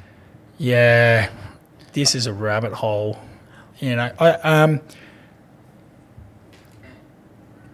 So that partner that I was working for when I first started, because this is the whole, how did I get a graduate job when I was literally only 12 months into uni? Okay. Right? Yeah. And so the theory was going to university or attaining formal qualifications, whilst in part may give you some technical advantages, what it forces is the pattern recognition behaviour of, you've got to turn up, you've got to learn some stuff, you've got to retain it, you've got to reproduce it. You've got to do that again. You've got to do some shit you don't like. You need to attain it, you need to return it, copy, paste, copy, paste, copy, paste. Discipline. Right? And so it's not so much about the stuff you're learning as it is about what are the habits that you are forming. For the workforce. For the workforce. And not only that, like life. Yeah. You know? And I think the challenge now is that journey is different. Because an element of that 20 years ago was you had to learn that way because you didn't have access to information on your phone at the drop of a hat and someone that could think for you. Yeah. Whereas today, I don't know the answer to Well, what about when you hire now? Like, because your industry is different. Yeah. When I say you've got a couple of different industries that you would hire for. But say at Bleo, you don't need a university qualification. You could, right? Yep. But even now, because our industry's advancing so quickly, right, I want the guy that's fresh, innovative, and giving me the results, as opposed to, I don't even fucking care what you did 3 years ago, 5 years ago, 1 year ago. Like, what are you doing now? And is that gonna meet the market with what they need and want? You know? So absolutely. Where are you at? Say, I think about MWM. Yeah, sure. And accounting. Yep. What are your thoughts on that? I think one of the big problems we're trying to solve as an organisation in that business, and we had a bit of success with over the years, is so our tagline or slogan, it's on the back of my shirt, and this existed before Trump, so this is not a Trump-related war cry, but is making accounting human again. Yeah. Right? Yeah. And the human element of, okay, if you're helping people with their tax returns, it's not really about the tax. Like, the tax is an element, don't get me wrong. Like, you've got to be organised and, all of that sort of, and comply and blah, blah, blah, blah, blah. But numbers tell a story.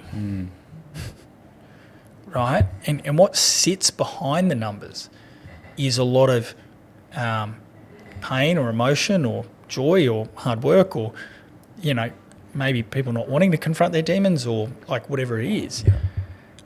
And if you don't understand that bit, you can never really truly help someone. Yeah. Because they're actually a lot more correlated than anyone wants to give them credit for, right? And so for us, as much as it's important to have like really great, smart, technical people, the core of the journey is, where are you at as a human? Yeah. What's the human spin on your life journey to date? as their, and not only that, it's 5 to 10 years time from now, we're like, as you currently think about it, what does that look like? And I think for me, like as a graduate, if I look back 22 years ago now, your core, especially if you're going to go and work at the bigger firms, the core deliverables for recruitment were you need to demonstrate you're going to work 60 hours a week. You need to demonstrate your loyalty to the brand. You need to demonstrate that you're going to be a robot. You need to demonstrate that you're really good at making coffees and taking orders and all of those things. And it was so heavily weighted towards you've just got to do that. And if that means you've got to climb over the top of other people in professional services, well, then you climb over the top of those other people to get to where you need to go. And I don't think that's the world we live in anymore. I think having people who are, because of the style of business we're trying to create, which is that we want a really big human element to what we do, it's about what does being a human mean for you? Yeah, and you. Absolutely. Yeah. Do you see it now? Like, because I do have that notion of like even us dealing with bigger corporates. I feel like they're all the execs are just in there to brown nose, or everyone's just trying to they've got their head up the arse of whoever's above them, and they just want to point the finger at everyone else when it wasn't good, and take all the take all the responsibility when it was good. And is it like that? I can talk about this all day long. Right? And so here's one of my theories about employment. Because if you're talking about, let's call it public employment, and public employment can be in an ASX listed company, like a public company, or government, right, or working for an SME, $100 million, right. Someone very senior at a certain Big Four bank. He and I were having this conversation a couple of years ago, and he said, James, one of the fuck things about public organisations is that what we do as a bank, if you're in middle management or kind of starting to get into upper management, and you've got someone in your team that you don't like, because there's all these, and they're not a good cultural fit, because there's all these protection mechanisms around what you've got to do to be able to move someone on or not, and it's just too hard in a bank because it's so political. The way that we solve that and we get them out of our unit is we promote them. Right? Yeah. Because we go to that person and say, oh, well, look, actually, you're doing a really fucking good job. When you're not, I just don't want you in my division anymore, in my level. And look, here's a promotion over here. This is at the next level up. And I'll write a letter and up you'll go, right? And so people are getting promoted in organisations, not because they actually deserve the job, but they're getting promoted in the organisations because fucking people they're working with don't want to deal with them anymore, right? Oh my God, because it's too hard. There's so much red tape to fucking get rid of them. Right? Oh my God. Right? Hence the fucking government today. And then he's like, it happens in everything. And where was I going to go with that? I was talking about brown nosing in the executive space. And so the protectionism happens because so I like, and I'm not having a crack at the Big Four accounting firms here, so caveat. But if we're dealing, one of the reasons I like dealing with privately owned groups is that you're dealing with the decision maker, right? A lot of the big accounting firms or professional services firms, a lot of their contracts are with ASX listed companies or public organisations, right? And the vast majority of the time, the people that are in those organisations engaging the services of a service provider, what they want to be able to do is delegate or position it so that if there was an idea or something that was done in the organisation, they've protected their own job, because what they've done is said, well, hang on a second, actually, we outsource this. We outsource this to KPMG or PwC or Deloitte or whatever it is. Yeah. And they said it was okay for us to go and do what it was that we needed to do within our own business. Oh, fucking hell. Right? And so the style of employee that works in those large organisations knows their primary job is not actually to act in the best interests of what that business needs. They've also got someone that's referring them work that wants to keep their own job, And so what do you want to do? Like, does that person that wants to keep their own job, do they want to take risks? Do they want to really affect change? Do they, right? Hey, this is in the vein of where this conversation started, isn't it? Like, yeah. You know, and invariably they don't. Far out. And you're like, that's really shit. Like, the whole reason that whole dance has gone on is not actually because and it doesn't happen all the time, by the way. There's lots of really bright, smart people out there that do go and do a whole heap of great things, but it happens more often than not, where someone goes, I just need it on a letterhead from a professional services firm to say that it's okay. And they're like, oh, well, we'll help you keep your job and keep referring us heaps of work. So here's a big fucking bill for it. You know? Oh, God. And so you got that style of employment versus the private sector where you're dealing with business owners where it's like, no, it's a jungle out there. Like, we actually, we have to confront the brutal reality, and we have to confront these things, and we've got to tackle them on, like, head on, because it's not so much about worrying about our job. It's about making sure that the business survives. Well, do you know any sort of stats on, like, small business in comparison to sort of like whether it's GDP or you know what I mean? Like, what sort of? So I've got a good stat, right? Okay. So good. This might not be where you're going, but hopefully it is. How much of the market? I'm sort of thinking, like, what is small business to Australia? Like, what? Like that sort of. Oh no, versus, yeah, I don't have that stat. Maybe we can Google it. Let me See if you can Google it. Yeah, let's have a look.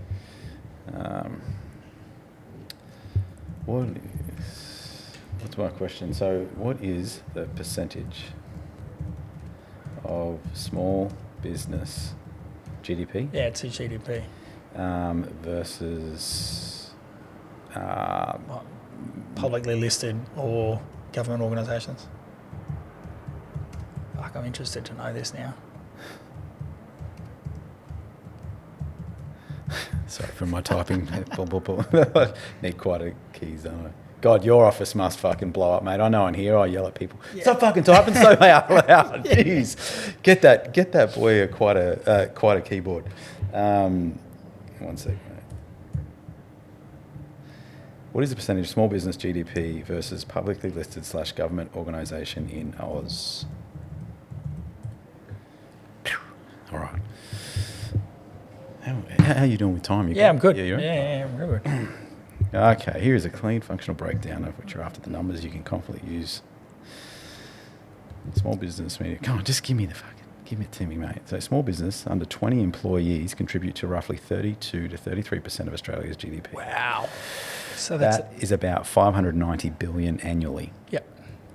Okay, you're 2 billion of that, mate. Wow. You manage. Okay, so if you expand, that includes medium business under 200 employees. Yep. Which is how many economists think about it. Small to medium businesses together contribute to 55 to 56% of the GDP. This is very, yeah. Cool. Large businesses, 200 plus employees. I like how they do that. It's not revenue based. That's a real clear indication in today's world, I reckon. Yeah. Like, contribute to roughly 40 to 45% of the GDP. Large businesses added 822 billion in revenue versus 590 from small business. Yeah, okay. There you go. So in terms, small business 33%, large business 45, medium businesses fills the gaps between. There you go. Yeah. So here's an interesting fact that sits off the back end of that.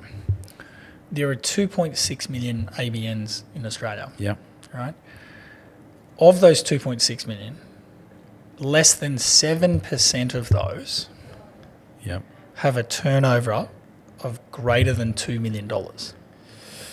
Less than 7% is greater than $2 million. $2 million. Yeah. Yeah. Right. So, as a stat, what's that? Oh, my maths is terrible. It's about 1 in 15 businesses. Yeah. Right. Do more than $2 million a year in turnover. Right. Now, when I first heard that stat, I was like, oh, that doesn't sound right. Yeah. It's fucking right. Yeah. The reason I think that's interesting, you're overlaying that with that, the vast majority of the contribution that small business makes is coming from really small business owners. Yeah. Which means the workforce is getting, more of the workforce is entering, like having to work with smaller businesses. What do we know about smaller businesses? I don't know. Are they run as well? Or the career paths well? Is the training good?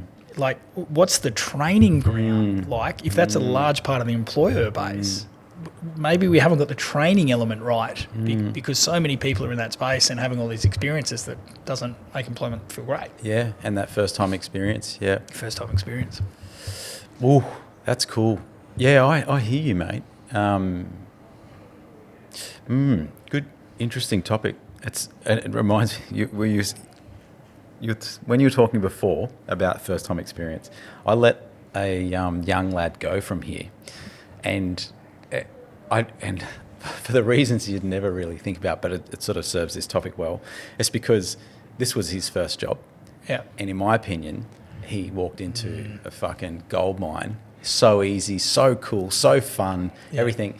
And I just warped his perception. Like, it's probably almost in reverse. I'm like, absolutely. Bro, you need to go out and dig some fucking holes. Man. Like, yeah. you need to go get some shit jobs, mate, because you're going to be comparing everything you do to this, and this is not what the workforce is like, mate. I was like, he'd come in, and I mean, we shout out to Men of Business Mob. Do you know them? Oh yeah, no, not personally, but I've heard good stories. I'll have to take you up there one day. So we. They gosh, I'll butcher their story, but they go into schools. I don't think, maybe it's not just schools, but they go like, who are the baddest boys you've got, basically, disrupting everyone else. Give them to us. Yep. And they take them up there. And brilliant operation. The government, I believe, are like fully behind them now, because we've had to go up and speak and give like our case study on young Brody. Shout out to you, Brody. Hope you're staying out of trouble, mate. Oh, Brody. Anyhow, but we sort of scooped Brody up, and he came in. He was young. He was very young, and he'd just been in and out of always in trouble with the police and everything else. But he had this knack creatively that they're like, Blake, come and have a look at this guy's stuff. And so we had a look at it. We're like, all right, let's give him a go. But my first test was the discipline thing, right? But he caught 2 buses from bloody Eagleby for like a year. And like the first probably 2 months of that were unpaid. Yeah. And I'm like, this is not going to go well with this kid. I just sort of had that feeling. And so I'm just like, all right, you turn up here, do this. And so he stuck on, stayed on with us. And he came and we fucking shot, 5-star hotels, and we've done fashion shoots with models. We've done everything, and we've done the shit stuff as well. And he worked in here, and he'd sort of roll in like unironed shirt and fucking thong some days. And I'd chip him about that. But it was a really weird conversation, but it was almost like, you got to leave the nest, mate. Yeah, right. Like, so I felt like what you were saying before. I almost was like a parent to him, teaching him fucking squeeze his hand, mate, when you shake it, and those types of things. Yeah. But do you stay in contact with him? I do. Do you know what he's doing in the world? I do. We might not talk about that. I did have to write him a letter for court. No, he does have a job. He's got a girlfriend now, and he's a good dude. And there's a lot of respect there. And I actually think he came to our last Christmas party, and he's like he's part of Bleo. Yeah, you know what I mean? And so, but just but he's young too. Like, what is he now? He's probably 23 or something. So when he was with us, he was still a teen. You know what I mean? So he'd get up to the shit he did, but I let him go, because I'm just like, you gotta experience the world, mate. And fuck, you've got it. You have no idea how fucking hard it is out there. I was like, get the fuck out, basically. And so, but he took it good. But that's leadership in a different form.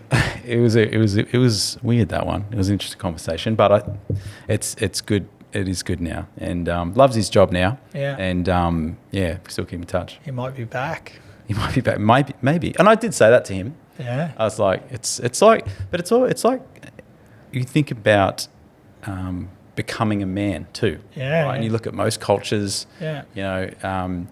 There's the the men have to leave, and there's that religion. They have to go on a mission.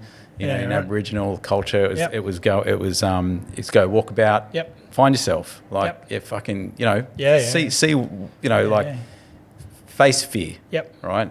Look after yourself. Fucking put a meal on the table. Put a roof over your head. Like, experience the world and get that perspective. Yep. Get the other side's perspective, and then when you come back, like fucking, Be a bit more useful and contribute to the ecosystem. And maybe that's what's like. I say that to Leonie, my wife. Like, I'm like, God forbid, touch wood. Like, if my kids ever experience, there's the motorbikes I was telling you about. Let that go. Everyone in here knows. I always talk about it, but occasionally you'll get a fucking siren or a motorbike or something. Or Meg out there, mate. She's loud. What was I saying? I was talking around. Oh, what were we talking about? Your wife Leonie. Yes. God forbid. Like if I feel like if my kids or anyone close to me for that matter ever sort of went into a dark place mentally, Yep.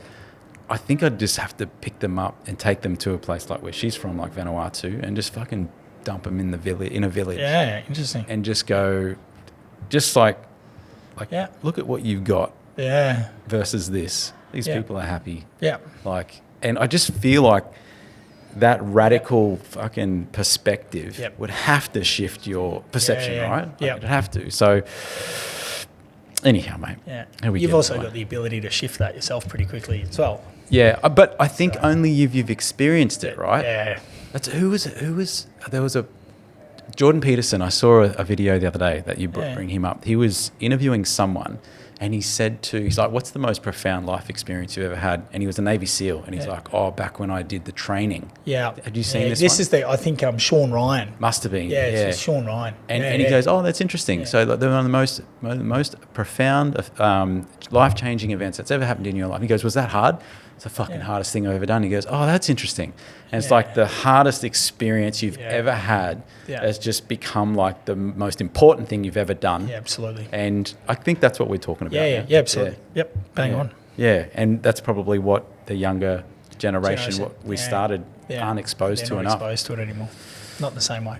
No. Yeah. How do you expose them to it? It was actually going to be one of my questions, which is I don't know how the fuck you solve all this. Like, I do feel like, this is a theory, right? Subway used to be cool. Yeah. It's not anymore, right? And they're trying to be cool again, Okay. right? And Isn't that because the ambassador's a pedophile? Or I something? didn't know that. I didn't know that. Hey, no, definitely. You know, Jared, I think it was. Fucking, shit. I hope so. Maybe Not a that's shout fucking out to Jared. propaganda. I think that's what happened. I think, anyhow, right. that's part of it, but keep going. Is like we get shifts away from things. So my dad always used to say to me, "Son, the current generation's luxury is the next generation's necessity." Right. So like I grew up in a 3-bedroom, 1-bathroom house and the walls were fucking thin. And somehow the 4 of us every morning could all have a shower and all use the bathroom, and mum could perm her hair and do all the shit that she do in the morning, and we could all get out the door by 7:30. Right? Now everyone needs their own bathroom. They've got their own living area. We've got, all of these things. And so we're getting further away from comfort. We're getting closer to comfort, not discomfort. And so, I don't know, does it come to a point, and like, to me, the drinking movement's an example, where... Alcohol? Yeah, like, less of the young kids are doing it now. Right? Why is that? Well, in part because the previous generation Abused it. right? And so does there come a point in time where, because we've been really left for quite some time, it starts to swing back the other way? Because the world starts to go, hang on a second, like we've gone too far now. And so we've really got to, get back to not the school of hard knocks, but some of the things that help characterise what that is. I don't know whether it'll swing that way or just keep going further into the direction for where it is now. Yeah. Let's believe in the good. Yeah, you have to. And go, it will. You have to. It will. I think that the fundamentals of like that come back to like sport, like the fundamentals you learn in sport, like you said before, like tennis, like discipline.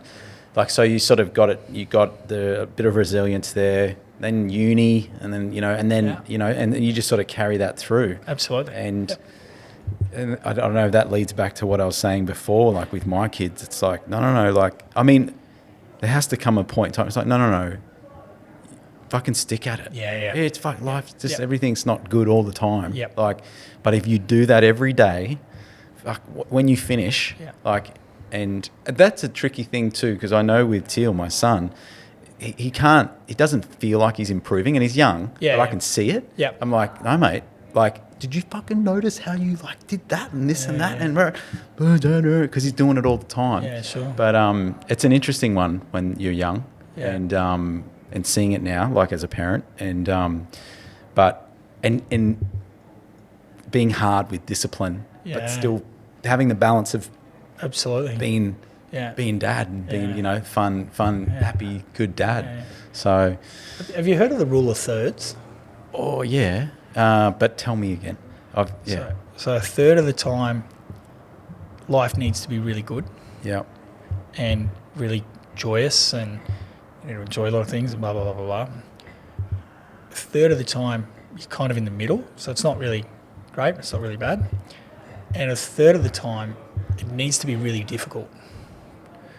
All right, so you can't have more than a third of your time being really difficult if you want to be well balanced. You can't have more than a third of your time always winning. You need that constant balance and movement between all of those to build resilience and character and respect and understanding the other side and blah, blah, blah, blah, blah. All right, maybe that's where we've got out of kilter a bit, because there's not a third. That percentage moves. That I love that. I actually really like that. Now I wonder if screens and technology, right? That's what it's just sort of started to shape that, because, and this is what I do see changing now, where I saw this video this morning, and it's like this guy's literally just like, you want to make fucking $1,200 a day?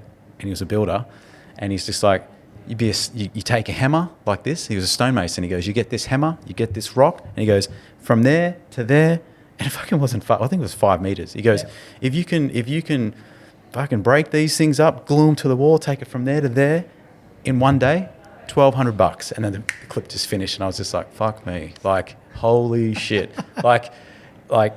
this is going to change the game now for like white collar. It really, it will. And what's it? Is it Jack Dempsey? Did he lay off like 10,000 staff, something like that? Just boom, the drop of the hat, right? Yeah, sure. And they're profiting. Yeah. Their profits increasing and their revenues increasing. Yeah. Right. But I think that and another, we were talking about it the other day. I don't know if I mentioned it on a podcast. I spoke to you about it the other day, what we spend in subscriptions. Oh, yeah. We spend Yeah, anywhere. yeah. I think it's close to 150 a year, 150K in fucking subscriptions, right? That fucking subscription. And one of those software platforms in the videography space is, you'd probably know it, is Frame.io. Okay. Right. Well, I do now. Okay. Yep. Frame.io was acquired, I think it was 2 years ago, by Adobe for $1.7 billion. Yeah. All right. I got shared this video the other day, and with the ability of Claude now, this guy basically rebuilt Frame.io in a matter of like 7 days. Anyone, our new junior video editor was waiting for his car to get serviced and built a Frame.io, right? So like while 4 hours, well, however long it was, while his car was getting serviced. And so, and like that's in this proximity here now. Do you know what I mean? Yeah. Like, so like, and that is like, an echo effect of what happened with everyone getting laid off. And it's just going to be so interesting to see. But I think the swing, as you're saying, is coming. I feel like now it's like, and you talk to, I don't know, I've got mates who are builders and things, and they're just like, fuck, no young people are coming through. No. There's no apprentices. There's all the old guys. There's so much demand. The cost of buildings going through the roof. The cost of labour is going through the roof because there's no supply. Yep. There's no one coming through. Yeah. And but I mean, until robotics come out, that's going to be the fucking ultimate game changer. Yeah. I think when this AI is coupled with that, and that's probably not too far away. Yeah. But I reckon there will be this. That swing is going to happen. Yeah. And get that brutal, hard truth and reality of fucking slaving away out in the sun and or whatever. But I think about that a lot, and sometimes when I think about it, you go, "Fuck," what will the world be like? And maybe there won't be any place for me, and I'll be replaced. And, all these things. Yeah. Right? And the fear sets in. Right? Being chased by a dinosaur from 10 million years ago, apparently today. Saber-toothed tiger or whatever. But then if you kind of, and this is getting a bit spiritual and woo-woo, and this is like the plant medicine stuff, right, is that... I love this, mate. This is cool. This is a cool aspect of you, mate. It's like, yeah, but change is the constant. And so if at your core you've got internal purpose and internal dialogue, and you've looked internal, and all of it, like, we're just gatekeepers of all this shit. Like, really, it's like, oh, nice fucking car to watch. Well, whatever, we're just gatekeepers. Like, someone else has had this for millions of years, and I feel like we need a lot more of that lens on things, where it's like, don't let fear set in. Stop worrying about things that haven't happened yet, and recognise that. As a race, adapting is the key. We'll adapt. And you're right, life might look different to how it currently does. Excuse me. And like COVID was the classic example. It was like the world was going to end and we're all going to die, and then we just find a way. Yeah. Like the water always finds a way. You can put a giant big log across the river, and the water will dam up for a while, but it'll, in nature, it finds a way, right? And so, kind of having that level of, I need security, but is security really security? Like, what really is security? And you can get all super wishy-washy about, okay, that means you're a hippie and you're out in the woods and you don't care about anything. And it's like, yeah, sure, that's probably maybe one element to it, but there's a whole heap of other spiritual elements to it around, well, what actually is this? Is this your first time in the universe? Or it's probably not. Sorry, scientists. And if you suddenly have that lens... I find for me, I stop worrying about it, like stop stressing about the things that haven't happened. Because it's like, well, okay, all that's going to do is consume all this time in my head for stuff that hasn't happened yet, that I could otherwise be putting to good use with the very presence of being with great people like yourself today, or whatever it is. Flattery will get you everywhere. I don't know. Do you think maybe because there's ultimately going to be the AI and automation, all that sort of stuff is going to put people off, it's going to create a surplus amount of people that can be redeployed in other aspects of the labour market? Absolutely. Is that what you think? Oh yeah, I think it will. I think it'll create new jobs, more jobs. I think will just become it'll just swing. It'll just developers now, right? But there will be so many other opportunities. I heard this the other day on this podcast. It was interesting, right? And this is even, I can liken to our industry. Like once upon a time to do a film or film production, you would have had a team of fucking 50 people to do what we can do now with 1 or 2 people, right? Wild. And so you can go, oh, okay, gosh, what a radical shift in the industry now, because technology's evolved and we don't need all these people holding this and doing that and blah, blah, blah, blah, blah, blah, blah, right? But on the flip side of that, YouTube, right? Yeah. YouTube's started now and has more than however many millionaires, and you can be one person that creates a channel and then that connects and they sell things from there, and there's however many millions and billions of dollars, and so it's fear is an interesting one, and so I don't think it's all doom and gloom for those people. You said it before, like change. Yeah. You just have to adapt to change. And that's something, gosh, like in here, the start of the year, our our mission for the year, it's not our mission all around, but the Yeah. mission for the year was alignment Yeah, cool. within the company. Yeah. Everyone and complete alignment. And but I also, that came with, what's upon us is we have to be so ready to embrace change. Sure. And with AI, Yeah. and we're in a sector, we're in a digital space where it changes so fast for us. Yeah.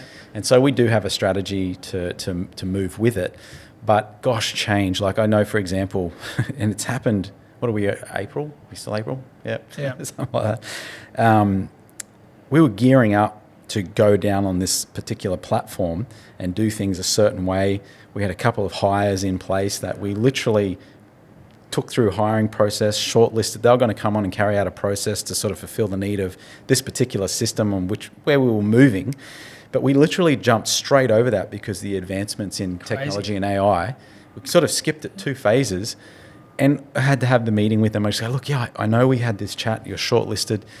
There's been a couple of changes and I actually don't really know what we need now because that's become obsolete. You are at the top of the list. We will come back to you, blah, blah, blah, blah, that type of conversation. But that happened in a space of probably 3 weeks. Crazy. Where we made that jump. Wow. And so change with what you were saying before. And so, mate, I don't think it's all doom and gloom to stem off what you actually asked. I do think there's other cool shit that will come up. Have you read the book Who Moved My Cheese? No. You heard of it? I've heard of it. I actually fucking think I've even got it. That's No. why I It's like can 90 picture pages. It's it. not Yeah, big. yeah.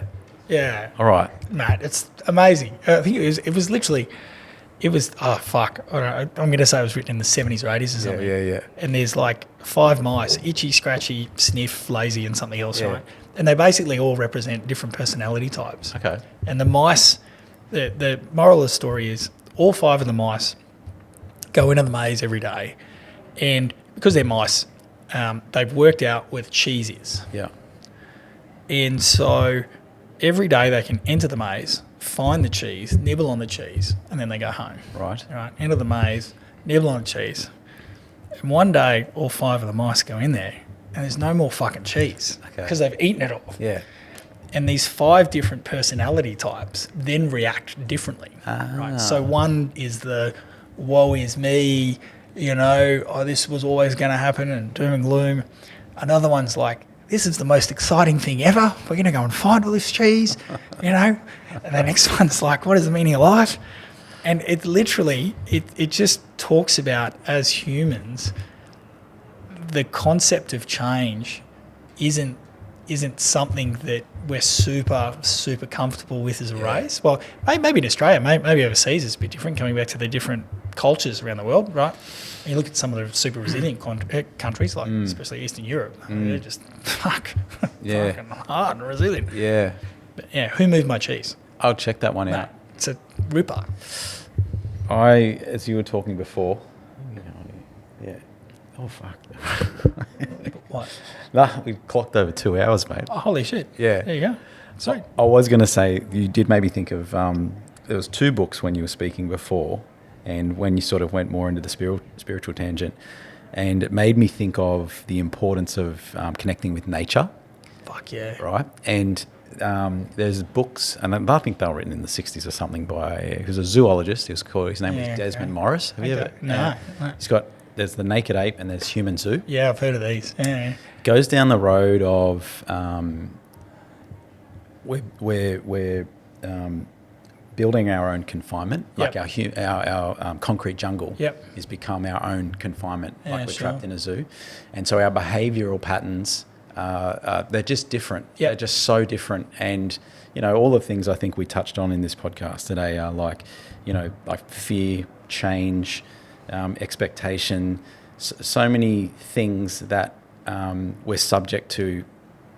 He talks about being a part of that, confined to the concrete jungle, and the importance still of, and my takeaway is of fucking getting out of it, and just and just like having shit slow down, and you really just go, fuck, what fucking nonsense in there. Do you know what I mean? Yeah. And so that's my thing, mate. But Yeah, I don't know. You made me think of that before when you were talking cool. about it. So anyhow, mate.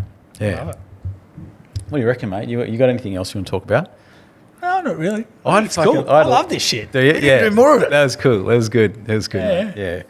Guys, thank you so much for checking in. Hope you enjoyed this podcast, and we'll You have to make definitely it shorter. Mate, What does the technology do? We'll definitely get you back in, mate. Thanks for Yeah, coming in. appreciate it.